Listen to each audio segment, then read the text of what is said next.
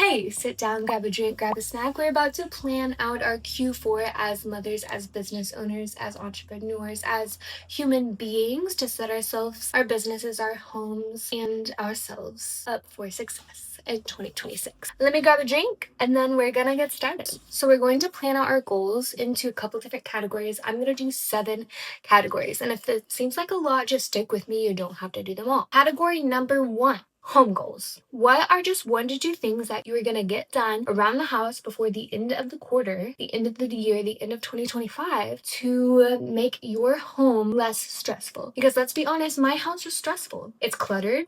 There's a lot going on. So my 2 goals for this, we're going to clean everything out. We're going to rent a dumpster and throw everything away. We're going to go through it, obviously. But those are my goals. So what are yours? Next, if you own a business, business goals. If you don't own a business but want to, business goals. If you don't own a business, what business do you want to own? Like, what would be the dream? And then what are 2 steps you could do to kind of like prep yourself for doing that? Is it taking an online course? Is it creating a business plan? Is it setting up a tax ID? Like, what are things that you can set yourself up? If you already own a business, what are some things you want to do next year that would make it easier if you started on now? Like going ahead and getting your receipts ready for tax season, or taking a course on that one thing you've been putting off so you can learn it and provide better services for your clients next year. My personal business goals: I'm gonna invest in some equipment upgrades. I'm gonna get some merch for my own business. I'm gonna take an online class. I like taking an online class like once a year to brush up on my skills. And then I'm also gonna like post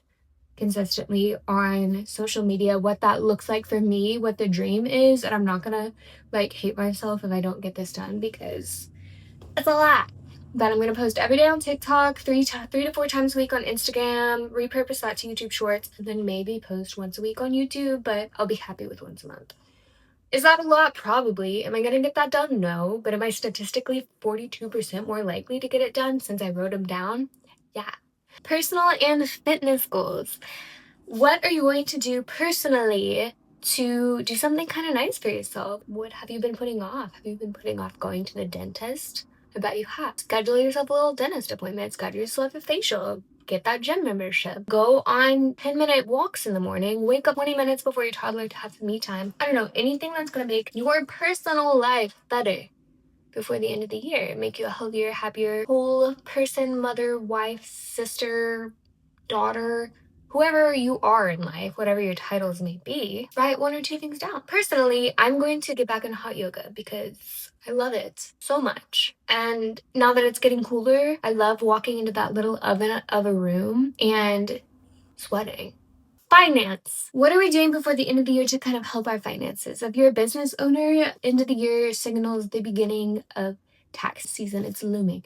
What are some things you can set yourself up for financially? Are you going to try to do homemade gifts this year to kind of keep more money in the bank? Are you going to try to stay under a certain budget for groceries for the month? Are you going to try and pay off that one debt before the end of the year? Because I am. My main couple of goals: pay off Hunter's truck finally, and then actually save money on groceries, because I like to buy expensive groceries. That's me. You know what I'm trying? I'm doing a lot of those Jen Eats Good with 3 O's meal plans because they work.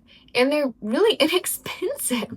They are dinners, but the dinners feed like 4, and so I have leftovers for like the next day, so really I only need like breakfast and snacks and then things for my toddler. And they actually really help me save money. And I'm somebody who like buys organic typically, and that only adds like $5 or $10 per plan, I've found. So would recommend if you're trying to save money on groceries. Family goal. What are we doing in the family to make family life better as a whole? Are we going on more dates with our husbands, with our partners? Are we spending more intentional time with our toddler? Are we planning one fun weekend excursion per month that we're all gonna have core memories for? Because I'd rather spend money on an experience than get more clutter into the home. Mine, I want to go on a monthly date night with my husband.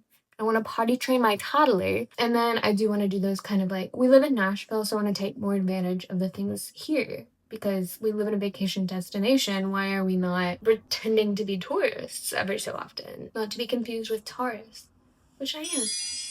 Last category: things that we're not going to be mad at ourselves if we don't get done, but we're going to put on the list anyway. And that is stretch goals. So what's a goal that is like dream, would be nice, oh my gosh, it's probably gonna be really hard, but I'm gonna write it down anyways. That is a goal you're gonna put in stretch goal. So my stretch goal would be landing a brand partnership or a brand deal or like some sort of collaboration with a brand, not gifted but paid, and then posting on YouTube every week. That would be stretch because I'm stretched on time. Okay. My extra stretch goals is I want a new fridge. So what if I paid for that fridge solely through brand deals? That'd be crazy. But yeah, those are my Q4 goals. Those are how you should structure your Q4 goals. Let me know your Q4 goals and yeah, we'll check in. We'll see what we're doing. Bye.